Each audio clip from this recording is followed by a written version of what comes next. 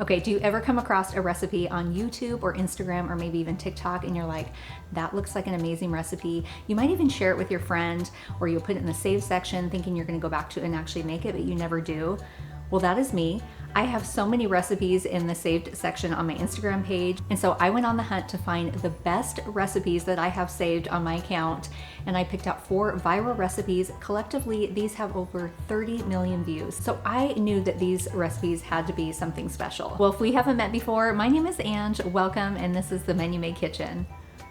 All right, well, this first recipe I'm sharing with you is from Holly at Spend with Pennies. She has amazing recipes, and my best friend just sent me her newest one. It's called Chicken Caesar Salad Nachos.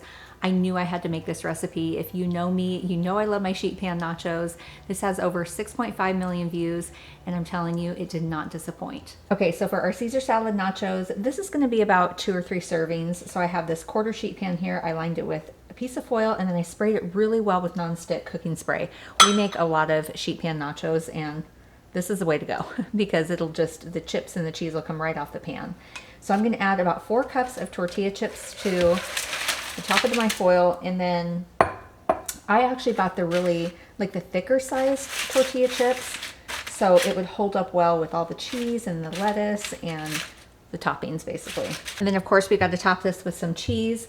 I could not find the Italian cheese blend at the grocery store, but this one has mozzarella and Parmesan, so I figured that that will be plenty Italian enough.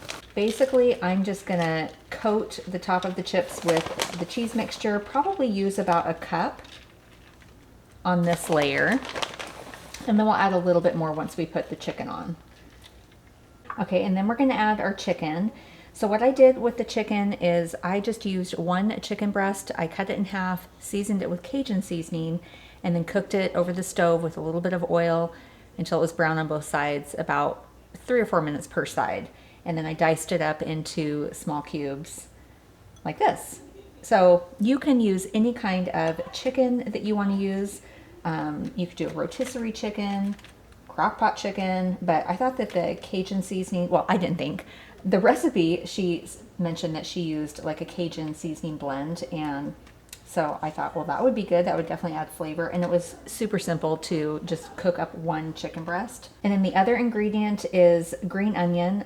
I sliced up 1 green onion, and if you don't want the onion flavor, you can definitely leave this off. Okay, and then I'm gonna add just a little bit more of this mozzarella parm over the top, and I also have regular Parmesan cheese that I'm gonna sprinkle over the top. So this is definitely cheesy. This is not necessarily a healthy meal, but I am super excited about it. Okay, that is it for this step. I'm gonna pop this into a 350-degree oven.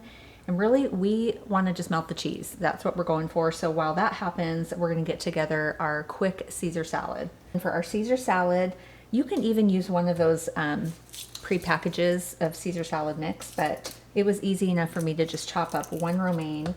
And then I'm going to add some creamy Caesar dressing. I'm going to eyeball this, so add as little or as much as you want. Okay, that looks pretty good. I am going to add a little bit of Parmesan cheese now, and then I'm going to save a little bit to scatter over the top. And that's it for the Caesar dressing. Really simple.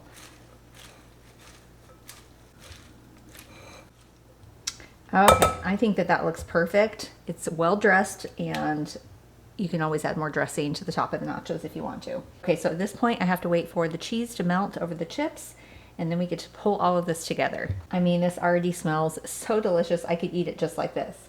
But we gotta top it with our Caesar salad. You could even serve the salad on the side and have everybody dish it up that way, but since this is a smaller serving, I'm gonna put the lettuce right over the top. I mean, doesn't that look amazing? I'm so excited. All right, that looks good. Now the recipe says to add a little bit of fresh lemon juice over the top, so I'm gonna do that. Just a little kind of drizzle.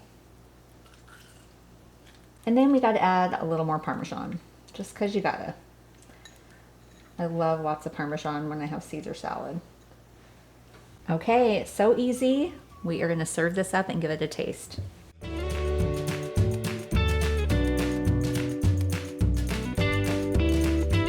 All right, I am so ready to dive in. So like most sheet pan nachos, you pretty much want to eat it right away.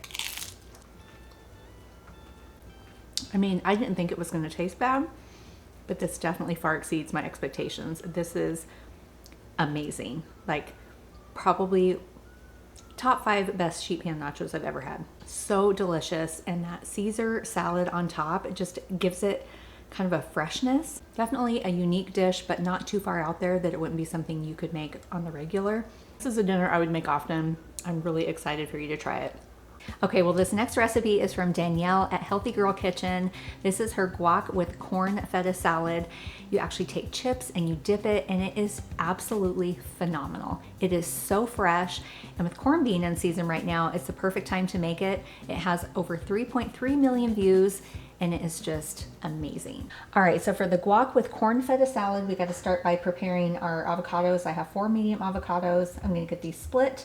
We're gonna add them to the bowl, and then I'll mash them with a fork. So I'm gonna get that going, and then we'll come back here and move on to the next step.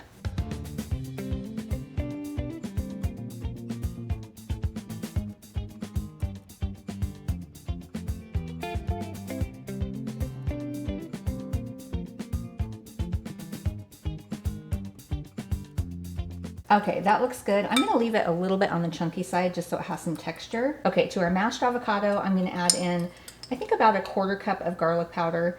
You can definitely do more, or you could even do like fresh minced garlic if you want it a little bit stronger. I'm gonna do about a 1/2 teaspoon of salt, maybe just a scotch more. And then we definitely have to add in some lime juice. We wanna make sure that our avocado doesn't turn brown, but it also give it that zesty flavor. Okay, and then next I have 1 small jalapeno diced up. I left just a few of the seeds in there because I want just a teensy bit of heat. So you can add as much or as little as you want in terms of the seeds. And that is it for the guacamole mixture. We'll stir everything together. I love guacamole. I could just grab the bag of chips and eat it right now. I am gonna give it just a little teeny taste to make sure that it doesn't need more salt. So let's check it out. Oh my gosh, that is perfect. I'm gonna leave it just like that.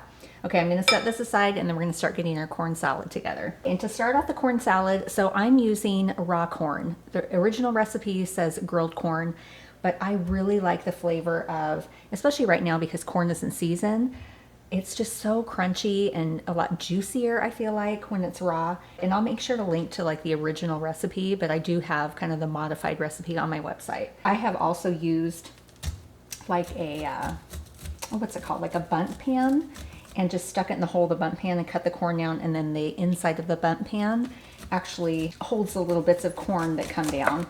But I didn't want to dirty my bundt pan, so I'm just gonna do it the old-fashioned way and cut it right off the cob. And it's a little bit messier. Corn kind of flies everywhere, but that's okay.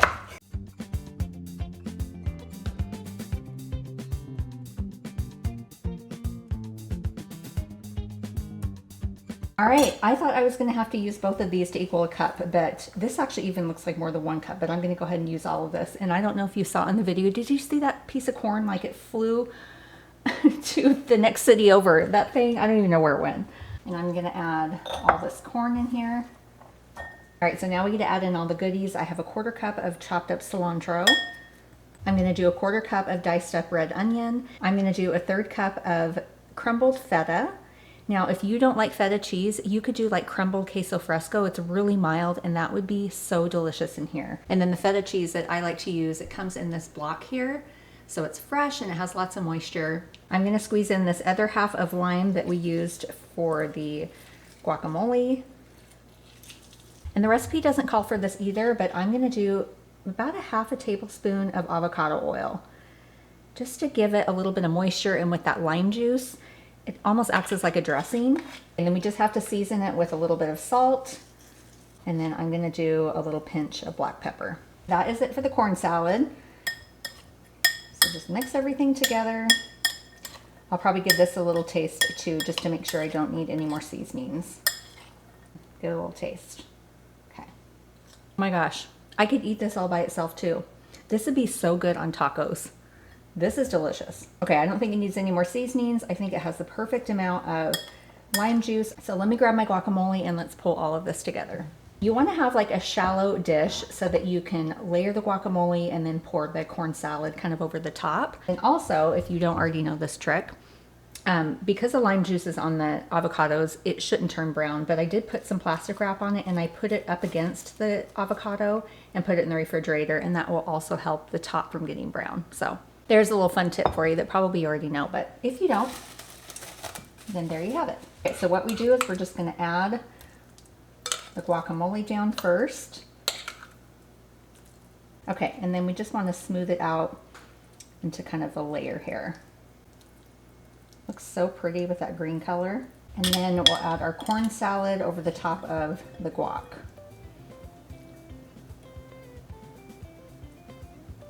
All right, that is it. I'm gonna grab some tortilla chips. I have some blue corn tortilla chips, and we are gonna dive in. Okay, here we are. I'm gonna give this a try. I'm actually taking this to a ladies' kind of lunch that we're having. An idea that I thought would be fun is that we all come up with recipes that we've been wanting to try. And this is one that I've been wanting to try. So I'm not quite sure what everyone else is gonna bring, but I have to try this with you. So I'm gonna try to like make it look pretty after I'm done giving it a taste, but we have to taste it. So I found blue corn chips on sale, and so that's what I'm gonna use for it. Okay.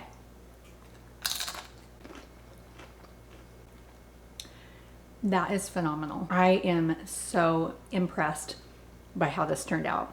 I mean, you really can't go wrong with these flavors, but that crispy corn with the creamy avocado and then all those other flavors that just add to it, it's incredible. I think my girlfriends are going to love this dip. The perfect summer dip, or any time of the year, because even frozen corn thawed, I think would be delicious still. So you could make this any time of the year. I could definitely see why this went viral. I can't wait for you to try it. Okay, this next recipe comes from Jess at Choosing Chia. This is chocolate peanut butter oatmeal bars. I had to throw something a little bit sweet in here, but these are kind of healthy too. I actually love making any kind of like oatmeal bar type thing. These are so chocolatey and peanut buttery and just that little hint of banana. They're so good. They're perfect for picnics. They have over 14.9 million views, which I think is just crazy, but I definitely think it's worth it. To start off our banana peanut butter oatmeal bars, we have to get a couple of ripe bananas in a bowl here. This was the ripest I could find. I actually didn't have bananas on hand.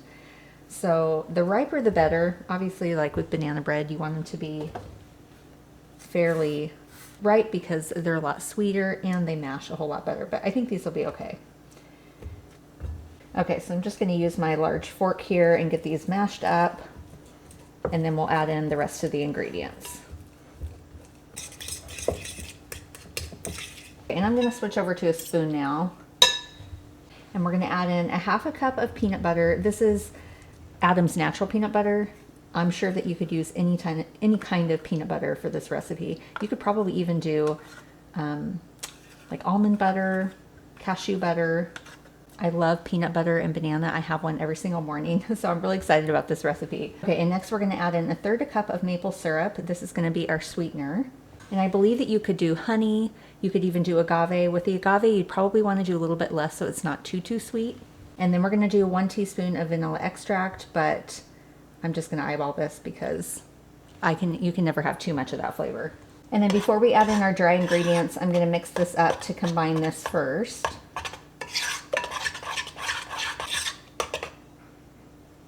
Okay, that looks pretty good. Okay, and for our dry ingredients, I've got 1.5 cups of oats. This is gluten-free. You can use any kind, and I'm not gluten-free. It's just what I had. And then we've got some seasonings. I've got a 1/2 teaspoon of cinnamon, 1/2 teaspoon of baking powder, and just a 1/4 teaspoon of salt, kosher salt. Last but not least, we have a 1/3 cup of mini chocolate chips. And then I'm also going to use a few chocolate chips to scatter around the top. All right, and now we get to mix all of this together.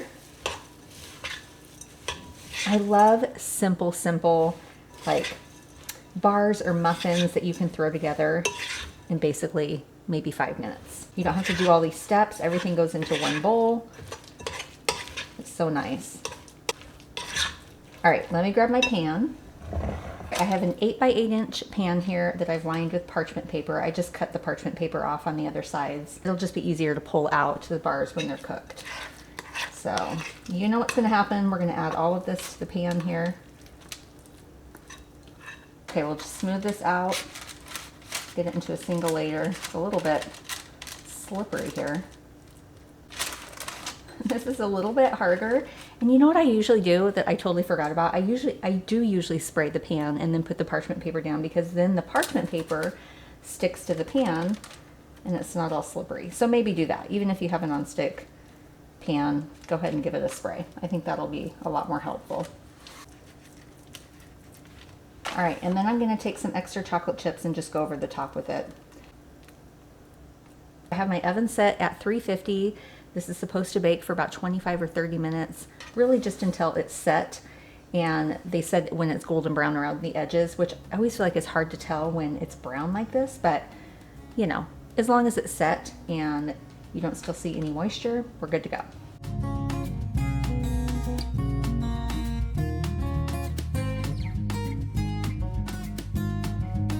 It smells so wonderful in here.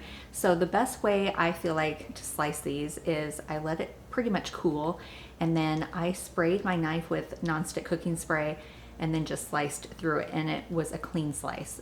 It smells delicious, and I like how they hold together. So like I said, it'd be perfect for like a picnic. Let's give it a try. Wow, I can see why these bars went viral.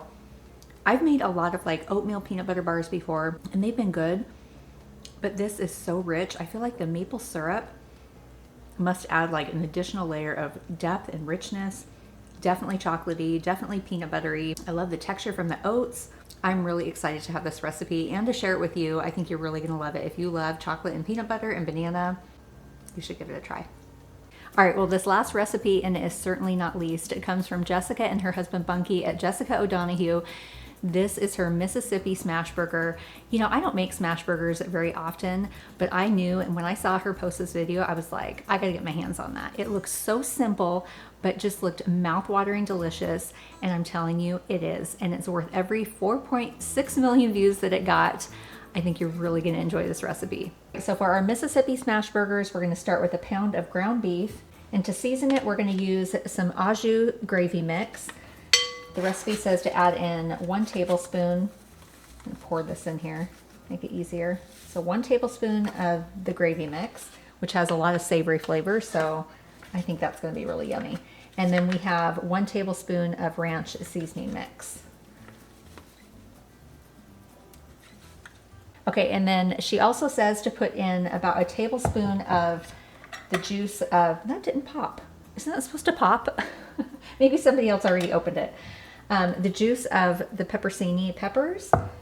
So we'll just snag a tablespoon of that, put that in with the ground beef. And then she did not put black pepper in her hamburger mix, but I'm going to just because I like me some pepper.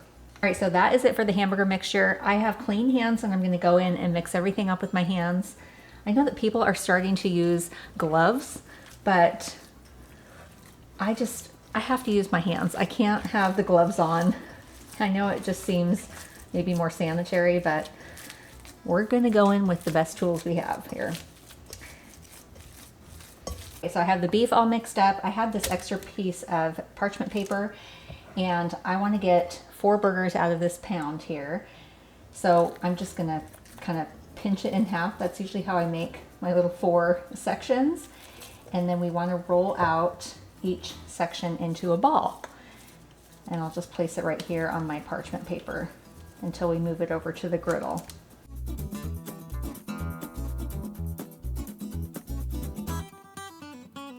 Okay, so I set my meat aside. I would probably put these on the griddle and then get this together, but I feel like it'll be kind of loud. So I'm just gonna put the mayonnaise together right now.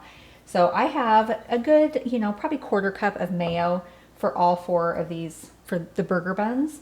And then it says to add a little bit of the pepperoni juice. I'm just gonna add a tablespoon per 1/4 cup. I don't want this to be too runny, so we'll see how it goes. And then she says some black pepper. Okay, so we'll stir together the mayo and the pepperoni juice. It already smells so good. It definitely has that pickly flavor. And I will make sure to link to the original recipe that she posted on Instagram. She might even have it on Facebook too. I'm not sure. I haven't. Or I'm sorry, not Facebook. YouTube. I can't remember if she did. Yum. That looks so good. Check this out. I bet it has a really great flavor. So now that is good to go. I'm going to get my griddle heated up. And then I'm going to show you a couple other little tricks that I have because I do not have one of those meat presses. Okay, so I have my griddle set at about 350, maybe 360. So you definitely want it good and hot. And if you don't have a griddle, you can do it in a large pan, or you can even put these on the grill. But I want to do it as close as I can to the way that they did it. But I do not have a meat press. So what I'm going to do is I'm going to put one of my hamburger balls down. I'm going to place the parchment paper on top of it. And then I'm going to use, I have this really wide glass here, and I'm going to use that to smash down the burger. You can also use a potato masher if you have a round potato masher, but mine is kind of oval shaped, and I found the glasses in my cupboard. So I was like, oh my gosh, I think that that would be perfect. So find something around your house. You don't have to get a hamburger press unless you are like a major Blackstone burger person. I think that this is just fine. Okay, so I can see it smoking. I definitely want that because, like I said, you want it good and hot.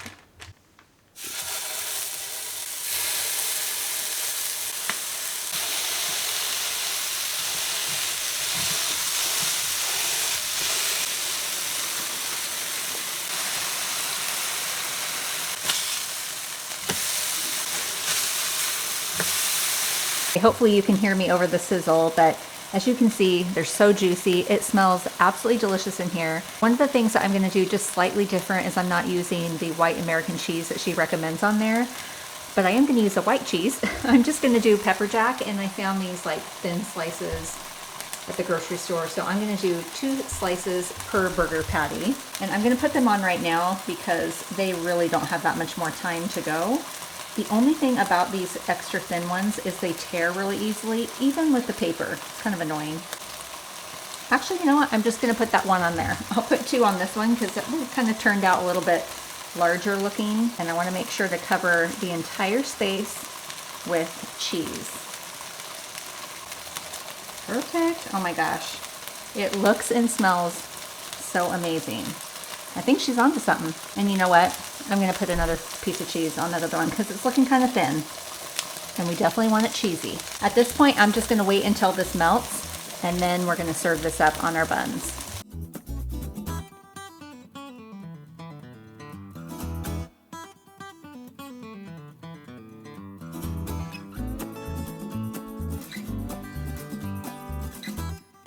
So this is how it's supposed to go down. We're going to add some of our sauced up mayonnaise to each bun half.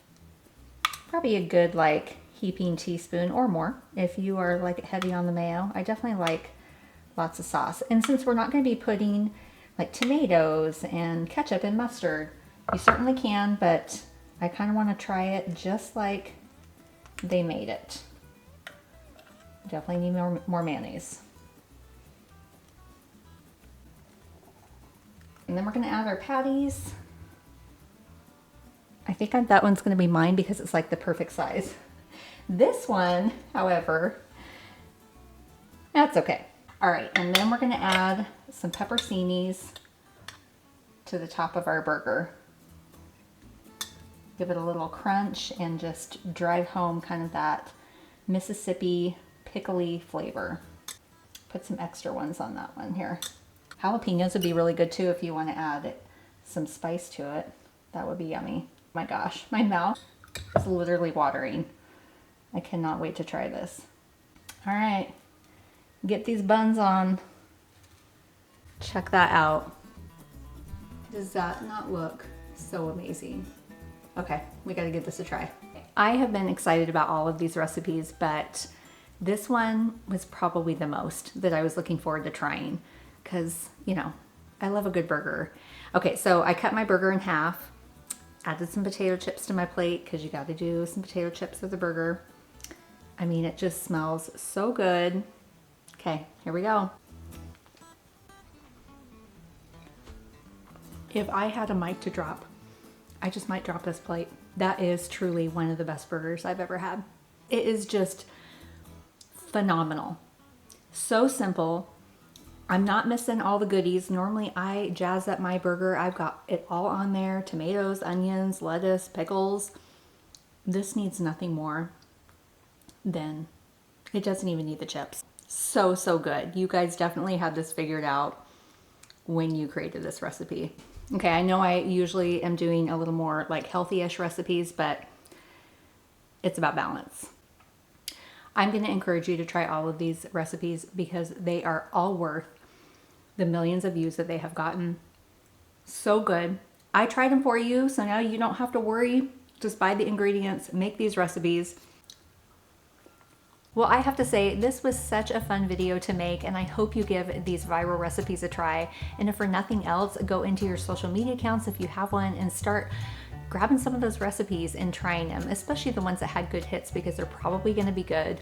Don't forget, all the recipe links can be found in the descriptions. I'll make sure to put the original ones and then the ones to my website. And if you're new here, I'd love for you to be part of my YouTube family, so make sure to subscribe. I hope you have a really blessed day, and we will see you next time.